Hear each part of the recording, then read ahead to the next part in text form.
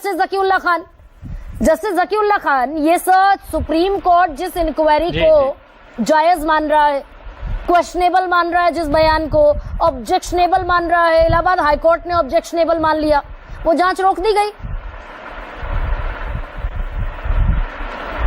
नहीं, hello, do you hear me? Audible है clear? Hello sir, Audible है। Audible. देखिए, ऐसा है कि इसमें 124 में 124 आर्टिकल 124 सब क्लास 4 में दिया हुआ है, मिसबिहेवियर एंड इनकैपेसिटी के ग्राउंड पे इम्पीचमेंट हो सकता है। That's the only ground.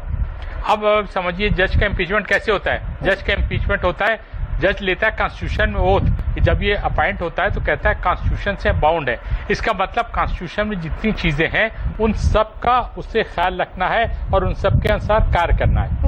अब वो कॉन्स्टिट्यूशन में दिया हुआ है, फर्टेनिटी, इक्वलिटी, सोशल जस्टिस, इनको सब पूरा दिया हुआ है, सेकुलर और कंसेप्ट भी दिया हुआ है सब, और उसके बावजूद ये शेखर यादव ये जानबूझ के होते हुए करते हुए ये ओवर स्टेप कर जाते और बीच में कठपुल्ला और ये सब। कठपुल्ला जो वर्ड है इनका ऑर्थोडॉक्स, ग्रेट ऑर्थोडॉक्स को जैसे डिपिक्ट करना होता है, वो शब्दों का फेर है। इस शब्दों से मतलब जो चोट लगती है उसका कोई जवाब नहीं। अगर आप कोई भाला मार दें तो उससे खुली चोट दिखाई पड़ेगी, लेकिन शब्दों की चोट ऐसी होती है कि अंतरात्मा तक खिल जाती है।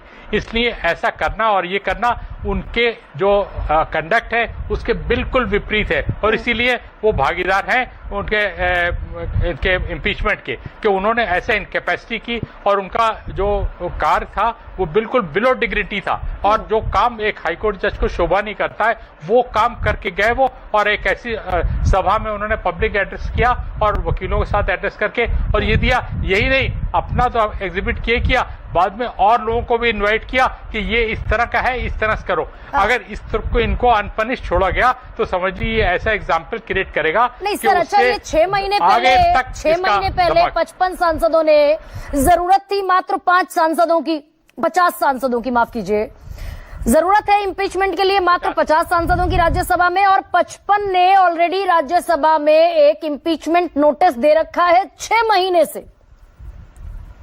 और क्या करें और क्या ना करें की स्थिति में वो इम्पीचमेंट नोटिस लटका हुआ है, और इसी बीच में इंटरनल इंक्वायरी भी सुप्रीम कोर्ट की रुकवा दी गई है। ऐसा है कि अब इनके हाथ में पूरा है कि अब ये गेंद पार्लियामेंट के पाले में है। अब पार्लियामेंट की जिम्मेदारी है कि पार्लियामेंट एक्ट करे और उसको पनिश करे। आप देखिए, जब अपना इंटरेस्ट होता है पार्लियामेंट का और मेंबर्स का, इनके पॉलिटिशियंस का, तो ये सारे आउट निकाल के ये शुरू हो जाते हैं अपना काम करने के लिए, और काम करके ही छोड़ते हैं जो कुछ करना हो। किसी सांसद को अगर उसने कहा 1-2 साल सजा है अगर कुछ कहने में, अभी अफजाल अंसारी के उसके लड़के को इन्होंने किया, अफजाल अंसारी नाम था, क्या नाम था वो जो मुख्तार अंसारी के लड़का जो है, उसको इन्होंने क्या वो डिस्क्वालीफाई किया है एक स्पीच देने पे, उन्होंने उसको डिबार किया और उसको 2 साल की सजा कर दी। अब ये बताइए, पर बयान देने से राहुल गांधी की भी सांसदी ऐसी चली गई। अब बयान देना था क्या बयान? अब अगर आप बयान भी देते हैं और गिल्टी भी होल्ड करते हैं तो ये जरूरी नहीं है कि मैक्सिमम पनिशमेंट अगर आप देते हैं तो you must mention all this grounds on which you are giving the maximum punishment. ये मर्डर और सबसे बड़ा भयानक ऑफेंस है मर्डर का। मर्डर में भी जब सेशन जज सजा देता है तो उसको एक्सप्लेन करना पड़ता है कि मैक्सिमम पनिशमेंट क्यों दे रहा है। अगर मैक्सिमम पनिशमेंट दे रहा है तो उसकी वजह लिखे। यहाँ पे साहब पता नहीं क्या, लोअर जुडिशरी तो बड़े स्ट्रांग हुआ करती थी, अब मैं देख रहा हूँ इधर बहुत दिनों से एक डगमगा गई है। एक ऐसा लगता है कि पता नहीं कहाँ किस उसमें आके फंस गए ये, और ये उस पर काम कर रहे हैं सर। मुझे और लेकिन मैं जो समझना चाहती हूँ सर, पिछले जितने भी बयान थे कि भाई इतना सुप्रीम कोर्ट ने अपने ऊपर, सुप्रीम कोर्ट ने, पूरे जुडिशियल सिस्टम ने अपने ऊपर एक प्रोटेक्टिंग लगा रखा है, शेल, एक सुरक्षात्मक आवरण पहन रखा है कोलेजियम के रूप में, कि वो सबसे ऊपर है इस देश में, कुछ कर लें जजेस, उनके खिलाफ कुछ नहीं हो सकता। ये धारणा भी टूटी है क्या इस चिट्ठी के बाद?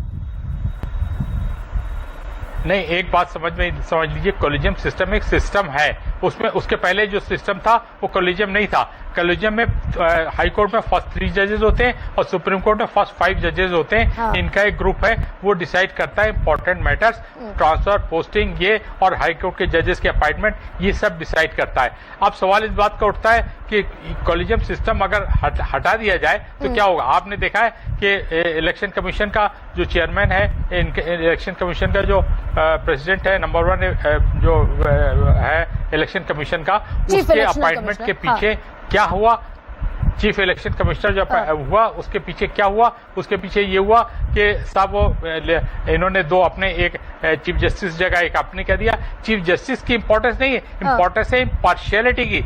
एक ऐसा ट्रस्ट है, एक ऐसा रिस्ट्रेन है। Chief justice suppose to contain so many things and he is suppose to be above board. उसकी ये इच्छा और उसकी शक्तियां और उसका आचरण ऐसा होता है कि वो आदमी को बांधे रखता है। और चीफ जस्टिस को हटाने का मतलब क्या हुआ, नतीजा ये हुआ कि आपस में लोग लड़ गए और जो करना था गवर्नमेंट को वो कर लिया। और इसी तरह ये चाह रहे हैं कि कॉलेजियम सिस्टम भी हट के ये हो जाए। कॉलेजियम सिस्टम अगर हटाना चाहते हैं तो इक्वली एफिशिएंट सिस्टम होना चाहिए, उनमें ये पॉलिटिशियन मिनिस्टर नहीं होना चाहिए, किसी भी हालत में नहीं होना चाहिए। अगर ये होंगे तो सब एक शेखर यादव है, आज 50 शेखर यादव वहां पर आ जाएंगे। इस तरह से आप करेंगे तो फायदा क्या होगा, फिर नतीजे जिसको आप चाहेंगे करा देंगे। तो कॉलेजियम सिस्टम अगर हटता है, कॉलेजियम सिस्टम की जगह ऐसा एफिशिएंट और मजबूत सिस्टम आना चाहिए कि जिससे कि ये चेक हो, और चेक एंड बैलेंस ऐसा लगाना चाहिए कि जिससे ऐसे आदमी आए जो वाकई हो। एक तो ये कि सबसे बड़ी बात ये कि आप देखिए, तो अभी दूर की कौड़ी है ना सर, ये तो एक ट्रायल बलून है कि भाई एनजेएसी को लाने से पहले टेस्ट कर लिया जाए वाटर बलून की तरह। लेकिन संजय पारेख,